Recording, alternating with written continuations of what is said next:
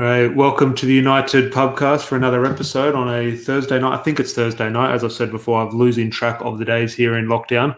But another exciting signing to mention, Larry. Signed Andrea Pirlo for the 2021 pre-season. Yeah, Andrea Pirlo has decided to come out of retirement, left his post as Juventus manager, and he performed today in United's midfield, right in the heart of it, and he put in quite the performance from deep and contributed a great goal. Well, I don't know about the performance, but definitely the great goal. But before we get into that great goal, and we'll discuss everything in regards to the Brentford match and obviously Andreas Pereira. But Josh has joined us. Hopefully he's doing well throughout. He's obviously stuck in lockdown with us as well, Joshua. But before we get into the Brentford and the Pereira performance, when we'll mention the goal, I only watched the second half. I didn't watch the first half live. But when the Pereira goal went in, a few of us in our group chat were chatting, thinking, what a goal. And then you messaged me privately, and you're almost angry with Andreas Pereira. You're saying, he's got no right to be celebrating that. Why is he celebrating? Like, okay, it's a good goal, but just get on with it. Like, it stirred a little bit of frustration with you, which I found amusing. Yeah, the reason I had that point of frustration is because he did a knee slide to celebrate a preseason goal. As brilliant as it was, all right, he did a knee slide, okay? And then he goes on Twitter, says, "Let's kick on," or whatever his caption was. And then on the second clip, he's got the video ready on replay. Like, you know what? If I was Andreas Pereira, I'd be doing the exact same thing. But you know what? I play park football for Moorebank Sports Club. That's the difference. I'm not an elite footballer, well, supposed elite footballer for Manchester United, one of the biggest football clubs in the world. Come on, man. You can't be doing that.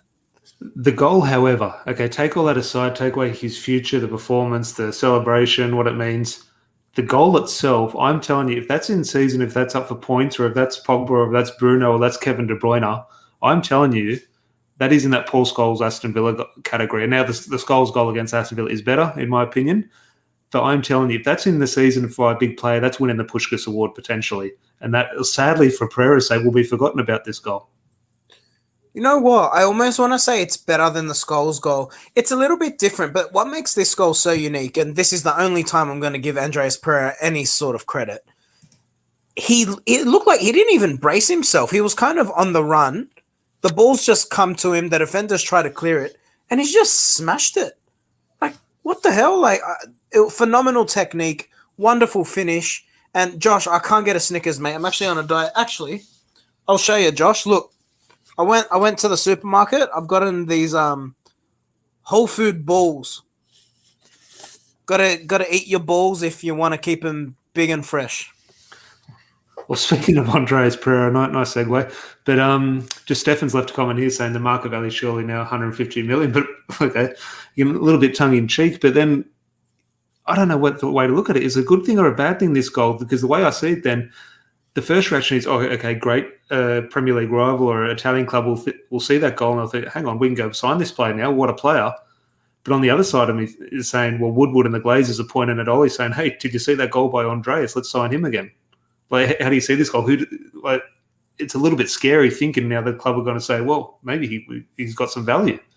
I don't think so. And I think United will be the beneficiaries of the goal because while his overall performance was not bad, but nothing to really, pull anything out of the trees, it does put a spotlight back on him. It might actually attract some buyers to say, oh, look at the ability of this player. We could do with some of that, someone who's capable of a moment of brilliance. And that's what Andreas is. He is capable of moments. He just can't put it together over 90 minutes of football. I think United benefit out of this, absolutely. I don't expect him to be here when the season's proper does start. I think he will find a club. And he's openly been on the record in saying he wants to leave Manchester United without saying those exact words. And I think with this new football structure, with the likes of Joan Murtagh, Darren Fletcher, the way United have done their business, there is a different structure, at least from the football side. I don't think that this goal changes anything. No, definitely. Just one more comment here from Sam. Andreas says Anaka doing that. I remember he scored one like that years back. Hopefully we get around 10 or 15 million for him because he's a decent player, but not good enough for United. And I think that's, look, at the end of the day, where a lot of us do stand. But again, thank you everyone in the live chat for tuning in live. If you are, please like the video. As I say, you got holding your phone now. It takes 1 second. Just click like. That would be great of you. But before we go, we'll move on from Andreas. Great goal. hopefully his last goal in a United shirt in the nicest way possible. Anthony Elanga, though, he's one. I mentioned at the end of last season. I think, okay, good player, but I don't see a future United player. Even this preseason, he's scoring goals, he's looking good, but I don't see a future United player. We are previewing the Leeds games sort of every single week. We're getting closer to doing a preview, and the excitement is building. But I look at that, and I don't want to do a direct comparison to Dan James, but let's compare Dan James and Anthony Elanga. And if Jadon Sancho's not training yet, Anthony Martial's not training yet, Rashford's not training yet, Cavani's not training yet, we're quite short at that front three. Only Mason Greenwood and Dan James are quite there at the moment. So I'm looking at it and saying, we don't know what is going to happen with Jadon Sancho if he's going to come straight back into the team. Same with Edison Cavani. I'm saying now Anthony Elanga, in my opinion, should be and Dan James obviously has good attributes to play against Leeds. We know sort of the reasoning behind that. But in regards to performances so far in pre-season and ultimately the quality as a player, I'd be leaning towards Anthony Elanga starting over Dan James in the Leeds match. I 100% agree with you. If I'm Ollie now, I'd actually start considering at least loaning Dan James out. If not selling him, just get him out of the squad, because I think what you'll save in wages from a financial sense, maybe the Glazers will hire me. I'm talking about financials here, but I think the benefit is Elanga is cheaper and he's showing his abilities as a footballer. Banging goal today, but every goal today was fantastic. All the goals were really good. But Elenga's showing that there's a bit about him. That's 2 goals in 2 games, and he's played well in every single match. And in fact, he's looking better with every as the preseason does progress. One that I do want to touch on is Mason Greenwood. I don't think we've really gotten to see him. He's come when the lineup's there. He's sort of listed in the number 9, but I don't feel like he's really getting a fair crack at it. But I thought he looked quite lively today. I dare say the most lively United player on the pitch. I think Greenwood's looked good so far, and I think the reason Greenwood has sort of maybe not got not headlines in pre-season, there's never going to be headlines unless you do what Andreas Pereira did. But it's what Pereira did. Pereira scored a goal. Anthony Elanga's scoring goals. Greenwood, I think, is playing quite well, but what we know Greenwood's strength is scoring goals, and he's just not doing it at the moment. So I think it's hard. We are looking for him to get on the end of things, and it's just not quite happening. The goals will come for Mason Greenwood. Let's hopefully he's saving them for the first game of the season, because I think he will start, mainly just down to being a fit attacker, which we might be quite short of at the start of the season. But other than that, I don't know, you're definitely not concerned at all with Mason Greenwood, but there's nothing to be concerned at all there. I think he's playing well. Goals will come, especially when, which I think is easy to forget throughout pre-season, he's playing with a B team or he's playing with the second-string players. When you introduce Paul Pogba, Bruno Fernandes, Scott McTominay, Luke Shaw, all those players, it'll become an easier job for Mason Greenwood. At the moment, he's playing with the under-23s team, essentially, sort of thing, or backup players, and that won't be the case when the season kicks in proper. Yeah, no, absolutely. I think that's a fair call, but that is what you want to see, isn't it? He's playing like a first-team player who's supporting squad players. So credit to Mason there, and I think he's in for a massive season. I'm really excited by what Mason will go on to achieve. Yeah, no, definitely. Now, before we move on, before we wrap up the podcast in a few minutes, just any questions or topics, throw them in the comments and we'll get going. But just one thing I want to do before we get into sort of listener questions, etc. How accurate this story is, who knows? In my opinion, it could very well just be a bit of positive PR put out by the club. But I'm in line to believe it as well, because why not? It's a bit of positivity and I'm all for that. The John Murtagh and Darren Fletcher sort of involvement in the Rafael Varane deal has come out, that they put a presentation towards Varane and his team and his agents, etc., sort of selling the so-called project that is Manchester United. And from all reports, again, these reports are probably coming out from the club side of things, are saying Rafael Varane was blown away by the project, saying he absolutely fell in love with what United were selling him. I'm just thinking we'll discuss that sort of the change in, or not change in structure, but the potential change in structure with Darren Fletcher and John Murtagh, and obviously the pending resignation of Ed Woodward. Just your thoughts on that story coming out. And we don't know what John Murtagh is. We don't know who he is, etc. We do know who Darren Fletcher is. We do know what Darren Fletcher stands for. So we'll maybe focus on his side of things. This isn't a shock to me. I don't know his involvement in the deal, but I'm no surprise that someone's coming out and saying Darren Fletcher cares about the club and he sold the club to me. That's not a shock to me, and which is why when he was so heavily criticised when he got the job, people were saying, it's jobs for the boys, etc. I was crazy. I was thinking, you're wrong. He's the perfect man for the job. Whatever his job is, he's a good man to have at the club. Yeah, absolutely. Well, what we do know about John Murtough is he's been at the club since the David Moyes season, and he's basically worked his way up in the footballing ranks. I'm not sure exactly what positions he did occupy. I believe it was something to do with scouting, if I'm not exactly right on there, please do forgive me. But it's really good to see internal movement as well from United. I think that's something the club has been known for in the past, particularly under Fergie, which has always been really good. And Darren Fletcher, all the reports, and even someone like Duncan Castles speaks really highly of Darren Fletcher. Yes, because it's his fellow compatriot, but also because Darren Fletcher is a football man and he's someone who does try to educate himself. You saw that in the evolution of his football, from when he first came into the United side to what he ended up being. I think illness probably slowed Fletcher's career down. But if you think of the development he had as a player, it tells you the sort of character he is. And I think he's someone who's always looking to add an extra feather to his hat. I'm not surprised at all. He's passionate about the club. And I think that's what United have lacked in the past. We've heard horror stories of the likes of Matt Judge or Ed Woodward having meetings with agents, not knowing players' names, shambles. Whereas Darren Fletcher, he knows everything about Manchester United Football Club. So it's really easy to sell the project. And, it's an easy sell, really. Play with Paul Pogba, play with Bruno Fernandes. You're 28, you're in the prime of your career. It's an opportunity to come to the Premier League, be part of the first side to win the Premiership since Sir Alex retired. It's a really attractive project and one that I actually think United will be capable of achieving. But obviously, I think we can dive into that a little bit deeper on another episode, Tom. Yeah, no, definitely. Well, Josh has said so clear to see that Woodward is the issue. I suppose we won't know the impact until 1 or 2 years when we hopefully get the benefits, but he's certainly making the right decision at the moment. And Stefan's gone, obviously, probably it would have been fascinating to watch if we had that sort of behind the scenes documentary, but he's gone. Slide one of the presentation was Rio lifting the Champions League trophy and Varane was sold. And stories always come out when a player signs, oh, he's a Man United fan, etc.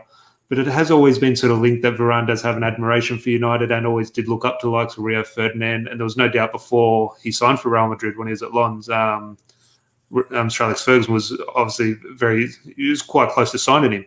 I think was it Phil Jones we got instead of Varane? Yeah, it was between those two, and United chose to go for Phil Jones. Here, a decade later, Rafael Varane's coming in and taking Phil Jones' shirt number. But what's the latest with Rafael Varane in regards to quarantine? Because obviously the club has announced the deal; it's official. We're just sort of waiting the sort of pending medical and the shirt unveiling sort of thing. But is there a 5-day quarantine or a 10-day quarantine? Yeah, I believe it's a 10-day quarantine. I could be wrong on that. Also, Solskjaer spoke about it today, and he did mention that they do need to sort out his visa because of the whole Brexit situation. It's not as simple as Varane just coming straight into England. So that is something that they will need to sort out. You can't imagine it'll be too difficult. And it's something that probably didn't come into our thought process with the likes of Jadon Sancho, who is English, of course. So, look, I'm sure, Tom, in the next 5 days, there you go. Sam's in the comments. He's right on it. So, yeah, 5-day quarantine. Great. There we go. So, what are we now? Thursday. Let's say by Tuesday next week, I think we get an unveiling. My mum has tuned in. She's also seen the dog as well, Wilbur. She hasn't seen him for a while during lockdown, of course. But Josh has said here, do you think we'll ever follow suit with City, Spurs, and now Arsenal with a documentary? Now, I would love it. I would absolutely love it. However, and ultimately, I think at some stage United will do it. It makes money. It makes money. So I think at some stage it will be done. However, especially with the Glazers and Woodward in charge, obviously Woodward is leaving, but at the moment, if it was the cameras was to come in behind the scenes, it'd be too risky for United because ultimately it is a little bit of a circus behind the scenes, and I don't think United would risk it. Like some of the stories that would come out would just be damning. Like we've already seen leaks. You don't need a video evidence of the leaks. You know what? I could see United doing it, but I would think it's something they'd want to put on MUTV. It wouldn't be something they want to put on Amazon or anything like that. One, they can get all of the profits from it. Two, like you said, Tom, they can control the narrative. But you know what? You look at the likes of, like, you think of Tottenham's one. You see Jose Mourinho going into Daniel Levy's office having a conversation. What would that even look like for United? Woodward's office is in London, so there's that. And he works, and Matt Judge and Woodward are basically subsidiaries to the Glazers, who they need to get. So apparently, United's structure is they actually need the Glazers sign off on every single signing we do. So I can't imagine how that would make for compelling television, unfortunately. Yeah, no, definitely. Well, we'll just go to one or two more questions before we wrap up. But Sam's thrown in the comments, what's your go-to midfielder to sign to wrap up the window? Personally think Camavinga would be great. Again, I change my mind every single day on the midfielder, who we should get, who we shouldn't get. And it all comes down, again, in my opinion, to what happens with Paul Pogba. A decision... Ultimately, I don't think a decision will be made on Paul Pogba before the transfer window closes. I think he starts the season as a United player, but I think he starts the season in his last season of his contract, which then ultimately there's no real decision. The power is with Paul Pogba at the moment, and I don't really see a midfield debate until that answer is solved. Even if we can buy a midfielder, even if Paul Pogba stays, but we need the security of knowing exactly what's happening. So in regards to throwing names there, Camavinga's names out there, me personally, I think he's going somewhere in Spain. I think that Real Madrid move is potentially likely, if not even PSG. If Paul Pogba doesn't move to PSG, I could see a move for Camavinga there. But is there a midfielder that you're suddenly sort of watching a few more YouTube videos of? I found myself the other day watching a Ruben Neves video, trying to sort of excite myself there. Yeah, I wouldn't be against Ruben Neves. I think he would allow United to play a little bit more expansive. Also, just because if you think of, look, he's not Michael Carrick, but what he does have in his locker is a deep ball into the attack, which none of our deep midfielders do have, except Paul Pogba, who doesn't want to play in that position, obviously. Look, if money is no object, I'd love Saul Niguez. I really would. He just adds everything. Like, if you think of, he's similar to Herrera, but he's got more ability. I think he's more industrial. He's far more technical. Yeah, yeah. But is that a fair assumption? Like, if you were to describe a playing style, he's like Herrera, but he's more like technical version. He's Herrera molded into Michael Carrick. I think a little bit deeper and a little bit more technical, but with that intensity, and he's got he's got a bit of shithousery in him. Oh yeah, no, look, he's a fantastic player. Ultimately, I don't see him signing for United. The big fear is Liverpool. Liverpool has always been linked for the last couple of weeks, and look, okay, they did sign Konate at the start of the window, or even the end of last season. So Liverpool will make a dent in this transfer window at some stage, you would think. Tom, actually, I don't know if you know about this. Apparently, Liverpool can't sign another player until they actually get rid of someone. So, they can only sign English players because they've hit their international quota. Oh, like a squad registration type thing. Like, okay. Yeah, no, I didn't know that. Not that I follow Liverpool news. They need to get rid of non-English players. They need more English players in their squad. Well, I know Barcelona did hit that hurdle a couple of weeks ago as well, where they signed the likes of Memphis Depay and everything, but couldn't register them in the squad because there were issues around the Messi situation, etc. But hopefully everyone is enjoying the video. Make sure you do click a like on the video and make sure you subscribe if you're not. And also, everyone, there's no issues when anyone's watching these streams live. We have had one or two hiccups when the videos when they get uploaded and available for replay. If you do find any issue with that and you're watching the video on replay and it's sort of lagging, go over to our Facebook page. These videos are being live streamed on Facebook as well. And you can watch on replay on Facebook. There's absolutely no dramas there. But hopefully the issues are getting fixed. It's YouTube's problem. I don't know who to blame, but it's out of our hands at the moment. Sam, heard that, but Shaqiri is leaving. And look, I think that's the thing. Liverpool might be able to sign players. It's the first I've heard of it, but I assume Liverpool can still bring in players. It's just a case of they need to get the players out the door before the season starts in terms of registering the squad. But is there anything else Premier League wise before we wrap up? I know Ben White is almost confirmed by Arsenal. Is he? Yeah, he'll be announced. But can we all just laugh at the fact that Arsenal are spending £15 million more than United are for a World Cup winner, and this is for an unproven centre back from Brighton? Like, seriously, that you want to talk about? Look, United overpaid for Harry Maguire, absolutely, but Harry Maguire he's proven. There was no risk with that signing, but how much we paid was probably overs. With Ben White, it's a risky signing. Banter aside, there's potential there, but who knows where he could end up. Well, from what I saw of the Brentford match today, and Brentford, they didn't look like a team for me that would scare many oppositions this season, and it looks like they will have a long season. But from what I saw, I thought looked tricky to break down. I just thought that the type of team I could see Arsenal having a problem with, and Arsenal played Brentford on the first day of the season. I'm not sure. I think it's away at Brentford as well. So again, not long till the season starts. What is it? A bit over 2 weeks. Well, United have 2 games. We have Preston and Everton. I think there are only 2 games. There might be squeezing one more in there potentially, but not long now. We're in the middle of lockdown here in Sydney. It's going to come around in no time, that Leeds match. Yeah, 2 weeks. 2 weeks and 2 days. Yeah, I'll be watching from my lounge. Yeah, no, definitely, as we all will. It was good to see the fans back. There was 30,000 at Old Trafford, and obviously the introduction of rail seating in J Stand. So it'll be good, especially that first game against Leeds. As we said, it's such a shame that game last season, the 6-2, was done in an empty stadium. But hopefully everyone did enjoy that video. We'll be back tomorrow. We'll think of a topic, maybe a bit of a longer podcast tomorrow to set you up for the weekend. But if you did enjoy the video, please leave a like on the video. And as I said, please subscribe if you are not. And leave any comments in below if you are watching on replay. But again, reminder, if any issues, just go over to our Facebook page and you can watch the video there and there's no lag. But hopefully this stream worked out fine for everyone. Larry, I would ask if you have many plans tonight, but obviously not. You're staying at home like a good citizen. Yeah, staying at home, playing pro clubs, abusing you some more because you hold on to If anyone is good long. at pro clubs, if anyone does play FIFA 21 on the PlayStation 4 and is good, that is a prerequisite. You do have to be good. The standard is not high with Larry and the team.